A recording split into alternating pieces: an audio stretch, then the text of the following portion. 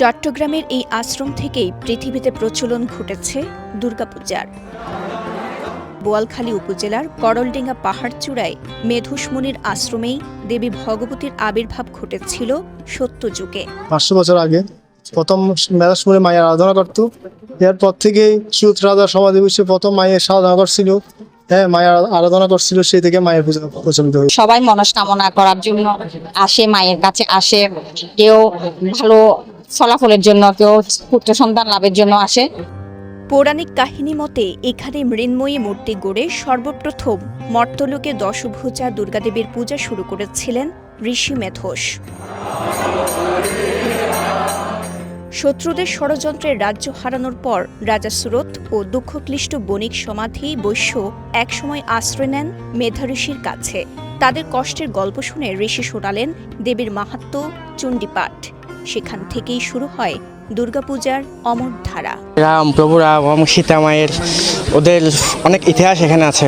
আগে তো আসলে এখানে ওই সীতা মায়ের পায়ের চিহ্নটাও দেখা যেত, এবার কিন্তু সেটা অবশ্যই দেখতে পাই না। এছাড়াও পরিবেশটা খুব ভালো।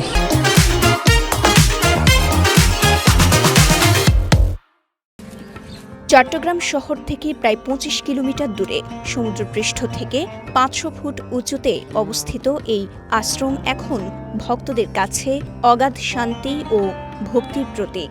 মন্দিরটা হচ্ছে আমাদের জন্য, হিন্দুদের জন্য খুব জাগ্রত, খুব ভালো একটা জায়গা। ওজন্য এখানে বারবার আসতে মন চায়। তীর্থদর্শনে তো একটু কষ্ট করতে হয়, তার মধ্যে একটা অ্যাডভেঞ্চার হচ্ছে, ভালো লাগতেছে। আমরা একটা ছেলের জন্য মানুষ করছি, মানুষটা পূরণ করার জন্য আসছি। শাস্ত্রমতে শ্রী রামচন্দ্র শরৎকালে অকাল বোধনের মাধ্যমে দেবীকে আহ্বান করেছিলেন। দেবীর আশীর্বাদে রাবণকে পরাজিত করে শুরু হয় বিজয়োৎসব, আর সেই থেকে এশিয়া উপমহাদেশে শরৎকালে দুর্গাপূজার প্রচলন।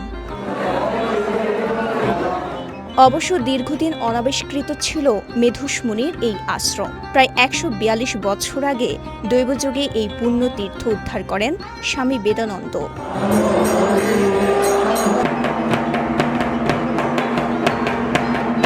চট্টগ্রামের বোয়ালখালী থেকে আবু নামের পাঠানো তথ্যচিত্রে সাফা মারওয়া, কালের কণ্ঠ।